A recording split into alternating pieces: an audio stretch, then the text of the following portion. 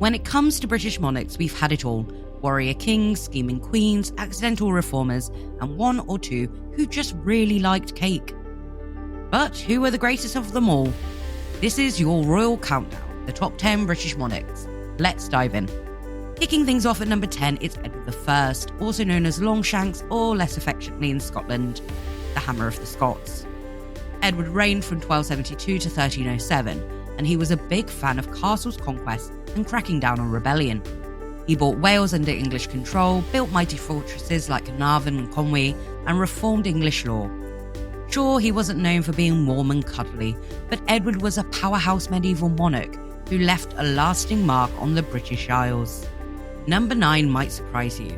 It's Queen Anne.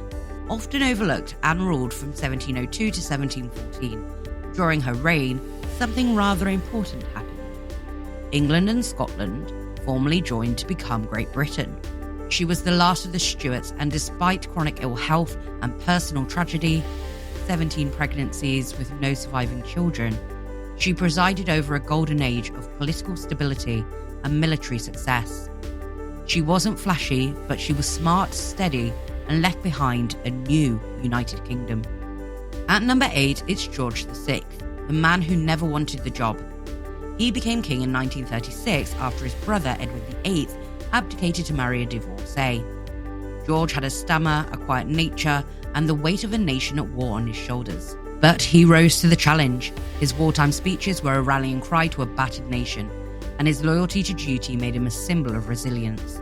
He wasn't a conqueror or a lawmaker, but he was the steady hand Britain needed in its darkest hour. Coming in at number 7, it's Henry II. He reigned from 1154 to 1189 and basically invented the English legal system. Trial by jury, that's Henry. Centralised royal courts, also Henry. He ruled over more of France than any other king at the time and laid foundation for a strong, centralised monarchy. But he also had a little disagreement with the Archbishop of Canterbury, Thomas Becket. That ended in murder, martyrdom, and a PR disaster. Still, his reforms stuck, and his legal legacy lives on today. At number 6, Her Majesty Queen Elizabeth II. Reigning for an astonishing 70 years, she was the longest reigning monarch in British history. From Churchill to COVID, she saw it all. She stayed out of politics, stayed calm in chaos, and somehow always knew what colour hat to wear. She guided the monarchy through decolonisation, the rise of social media, and family scandals, all whilst maintaining a sense of dignity and continuity in an ever-changing world. Now, here's a curveball. At number 5, it's Alfred the Great, technically King of Wessex, but let's not get picky. He ruled in the 9th century and laid the foundation of what would become England. Alfred defended his kingdom from Viking invasions, promoted education, and codified laws. He was a warrior and a scholar who believed kings should rule wisely and justly. And he is the only English king to be officially known as the Great. It's a little bit awkward for the others. At number 4, it's Queen Victoria. She reigned for 63 years, a record until her great-great-granddaughter broke it.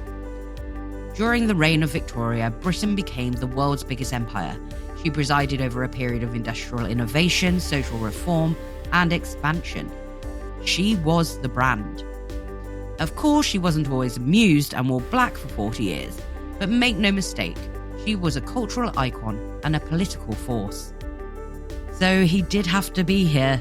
At number 3, it's Henry VIII, the larger-than-life king who famously had 6 wives and an even bigger ego.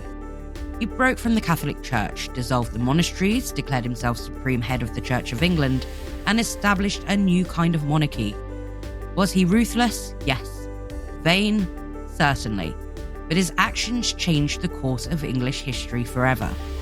Also, let's be honest, he's the only monarch most people can name off the tops of their heads. At number 2, we have Elizabeth I. The daughter of Henry VIII, she inherited a divided country and ruled it into a golden age. Her reign saw the defeat of the Spanish Armada, the flourishing of the arts, and the rise of England as a global power. She was clever, charismatic, and famously unmarried, choosing to wed her country instead.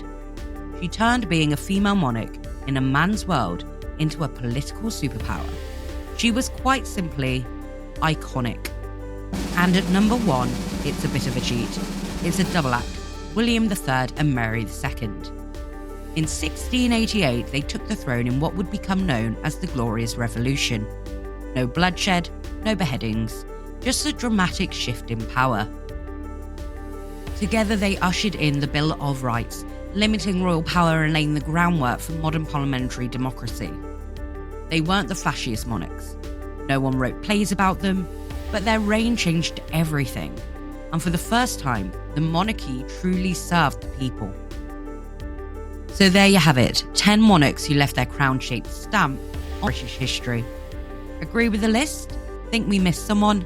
Let us know in the comments, and don't forget to like, subscribe, and bow politely on your way out.